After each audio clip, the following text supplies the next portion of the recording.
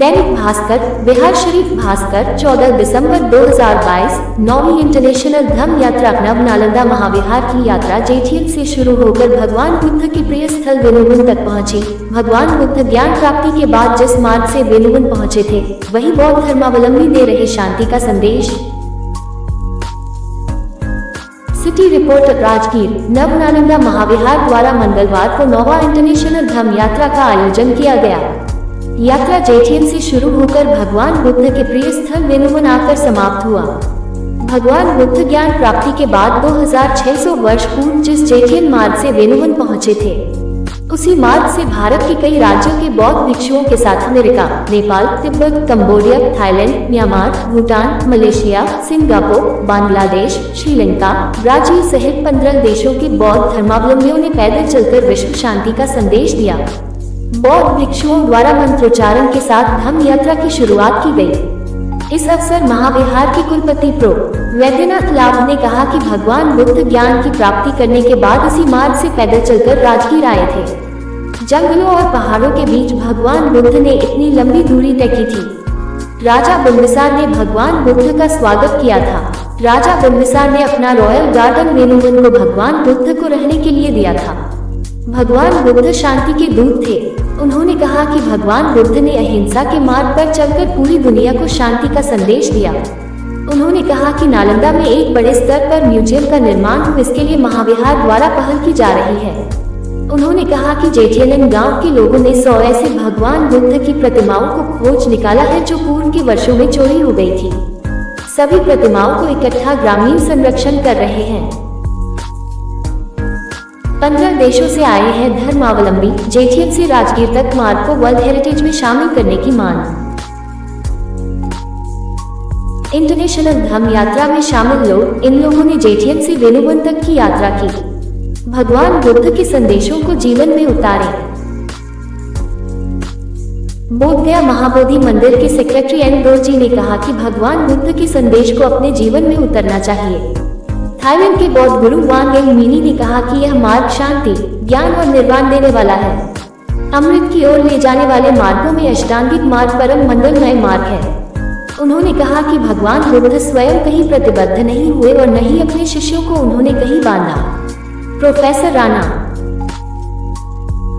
पुरुषोत्तम कुमार सिंह ने कहा कि धम्म यात्रा से पूरे विश्व में शांति, भाईचारे का संदेश स्थापित होगा। इन स्थलों का संरक्षण बहुत जरूरी है। विनोद कुमार ने कहा कि कण-कण में भगवान बुद्ध का इतिहास छुपा हुआ है। ज्ञान प्राप्ति के बाद भगवान बुद्ध जेठियन गांव आए थे और यहाँ चातुर्मास किए थे। अगर ठीक तरह से शोध होगा तो और भगवान बुद्ध से जुड़े और भी इतिहास यहाँ मिलेंगे। इस अवसर डॉक्टर निहारिका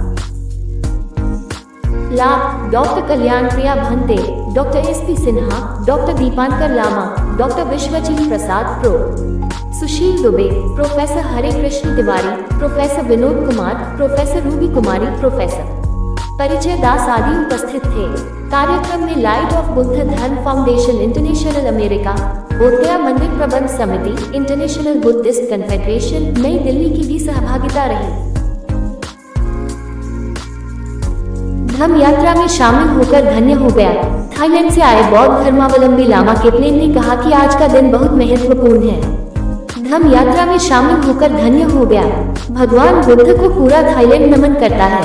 थाईलैंड से काफी संख्या में इस यात्रा में बौद्ध धर्मावलंबी शामिल हुए हैं। बांग्लादेश से आए बौद्ध भिक्षु उत्तम मोहठेरो ने कहा, भगवान बुद्ध की इस यात्रा में शामिल होकर बहुत अच्छा लग रहा है। इस स्थान पर आकर बहुत ही खुश हूँ। भूटान के बौद्ध भिक्षु शांगा ने कहा कि भगवान बुद्ध यहाँ के कण-कण में समाये हुए हैं। तिब्बत के बौद्ध भिक्षु तोरकु पेमा ने कहा कि बौद्ध ग्रंथों में इस मार्ग का काफी जिक्र है। इस मार्ग को बुद्ध मार्ग भी कहा जाता है।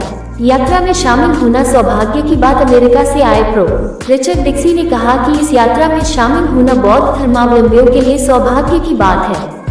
भगवान बुद्ध ने इस धरती से पूरी दुनिया में ज्ञान की रोशनी बिखेरी थी।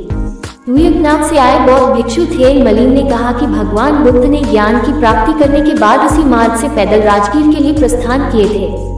इन जंगलों और पहाड़ों के बीच भगवान बुद्ध ने इतनी लंबी दूरी तय की थी।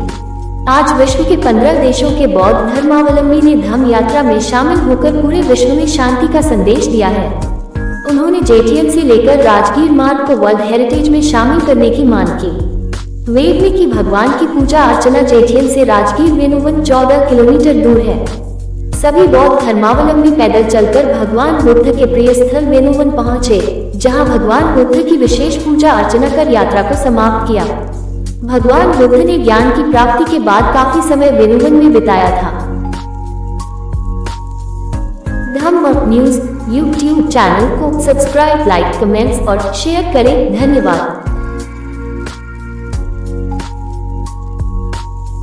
धम्म न्यूज यूट्यूब चैनल को सब्सक्राइब, लाइक, कमेंट्स और शेयर करें। धन्यवाद।